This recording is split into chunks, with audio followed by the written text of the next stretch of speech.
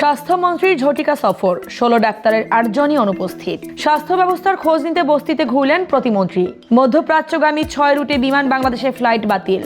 সংসদের খারাপ সংস্কৃতি থেকে বেরিয়ে আসতে চায় বিএনপি। স্বরাষ্ট্রমন্ত্রী তেল নিয়ে উদ্বিগ্ন না হওয়ার আহ্বান জ্বালানি মন্ত্রীর। দুবাই বিমানবন্দরে আংশিক ফ্লাইট চালু, যাত্রী সতর্কতা জারি। ইরানের আত্মসমর্পণ নিয়ে কবরে যাবে মার্কিনিরা, পেজেশকিয়ান। আরব আমিরাতের বিমান ঘাঁটিতে ইরানের হামলা। 16 ডাক্তারের 8 জনই অনুপস্থিত। স্বাস্থ্যমন্ত্রী ঝটিকা সফরে এমন দৃশ্যই দেখা গেল। পূর্ব ঘোষণা ছাড়াই নরসিংদীর পলাশ উপজেলা স্বাস্থ্য কমপ্লেক্স পরিদর্শন করেন স্বাস্থ্যমন্ত্রী সাখাওয়াত হোসেন বকুল। চিকিৎসকদের সময় মতো উপস্থিতি ও সেবার মান যাচাই করেন।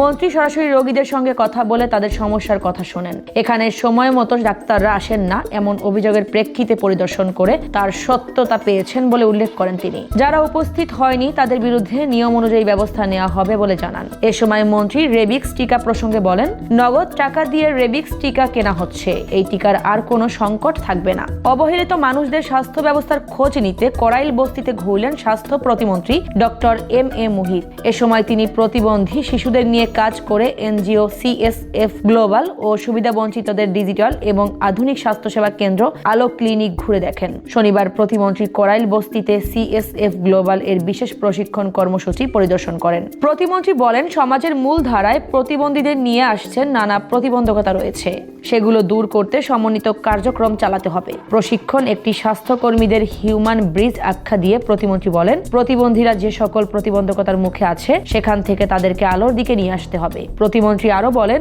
প্রতিবন্ধী হওয়া কোনো সমস্যা নয়, সমস্যা হলো সমাজে পদে পদে যে বাধা তৈরি করা হয় সেটা। সেসব বাধা কাটিয়ে প্রতিবন্ধীদের মেধা বিকাশের পথ খুলে দিতে হবে। এর আগে শুরুতে করাইল বস্তিতে সুবিধা বঞ্চিত মানুষের জন্য একটি ডিজিটাল এবং আধুনিক স্বাস্থ্য সেবা কেন্দ্র পরিদর্শন করেন প্রতিমন্ত্রী।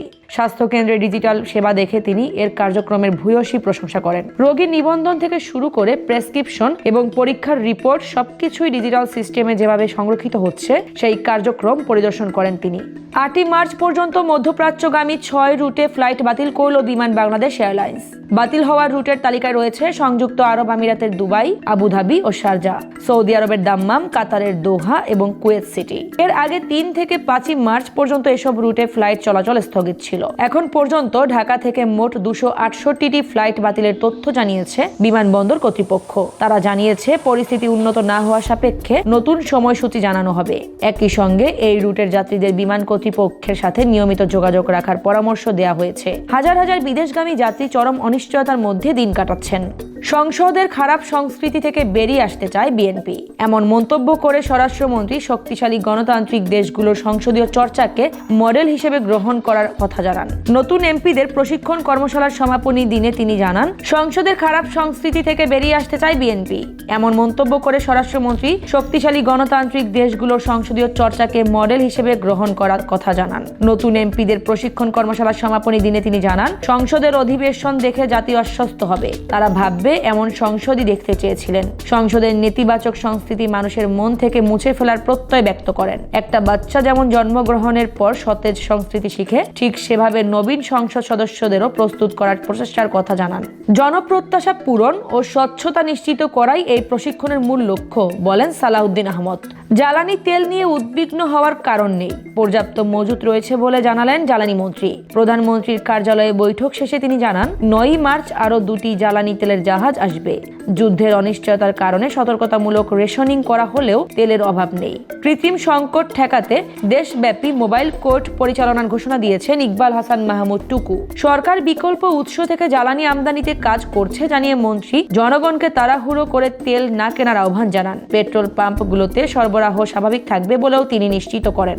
দুবাই এবং আল মাকতুম বিমানবন্দরে শুরু হয়েছে আংশিক ফ্লাইট চলাচল। কর্তৃপক্ষ জানিয়েছে, পরিস্থিতি স্বাভাবিক না হওয়া পর্যন্ত সীমিত পরিসরে কার্যক্রম চলবে। নিশ্চিত বুকিং ছাড়া যাত্রীদের বিমানবন্দরে না আসার কঠোর নির্দেশ দেওয়া হয়েছে। এমিরেটস এয়ারলাইন্সও ফ্লাইট শুরু করেছে, তবে ট্রানজিট যাত্রীদের ক্ষেত্রে সংযোগ ফ্লাইট সচল থাকতে হবে। বাতিল হওয়া ফ্লাইটের ক্ষতিগ্রস্ত যাত্রীরা 30 এপ্রিল পর্যন্ত তারিখ পরিবর্তন বা রিফান্ডের সুযোগ পাবেন। এ সংক্রান্ত তথ্যের জন্য যাত্রীদের নিজ নিজ এয়ারলাইনের অফিসিয়াল চ্যানেলে যোগাযোগের অনুরোধ করা হয়েছে। ইরানের আত্মসমর্পণের স্বপ্ন নিয়ে কবরে যাবে মার্কিনিরা, এমন মন্তব্য করে ইরানের প্রেসিডেন্ট বলেছেন, তার দেশ কখনোই কারো কাছে মাথা নত করবে না। রাষ্ট্রীয় টেলিভিশনে দেওয়া ভাষণে পেজেশকিয়ান প্রতিবেশীদের ভ্রাতৃতুল্য হিসেবে উল্লেখ করেন। আরব উপসাগরীয় দেশগুলোতে ইরানি হামলাকে অনিচ্ছাকৃত দাবি করে ক্ষমা প্রার্থনা চান মাসুদ পেজেশকিয়ান। তিনি বলেন, প্রতিবেশীদের ভূখণ্ড ব্যবহার করে ইরানে আক্রমণ না হলে তেহরান ও তাদের উপর আর কোনো আক্রমণ করবে না। ভাতৃপ্রতিম দেশগুলোয় আক্রমণ চালানোর অভিপ্রায় আমাদের নেই। এর আগে ট্রাম্প ইরানকে নিঃশর্ত আত্মসমর্পণের প্রস্তাব দেয়। আরব আমিরাতের আল ধাফরা বিমান ঘাঁটিতে হামলা চালিয়েছে ইরান। হামলার দায় স্বীকার করে আইআরজিসির দাবি, ঘাঁটিতে থাকা মার্কিন air warfare command centre, satellite যোগাযোগ কেন্দ্র এবং আগাম সতর্কীকরণ রাডার ব্যবস্থাকে সফলভাবে লক্ষ্যবস্তু করা হয়েছে। অভিযানে হাইপারসোনিক ফাতাহ ক্ষেপণাস্ত্র এবং ব্যালিস্টিক এমাদ ক্ষেপণাস্ত্র ব্যবহার করেছে আইআরজিসি। আরব আমিরাতের প্রতিরক্ষা মন্ত্রণালয় জানিয়েছে, ইরান থেকে ছোড়া 165টি ব্যালিস্টিক মিসাইলের মধ্যে তারা 152টি সফলভাবে ধ্বংস করেছে। একই সাথে শনাক্ত হওয়া 541টি ড্রোনের মধ্যে 506টি ড্রোন প্রতিহত করেছে।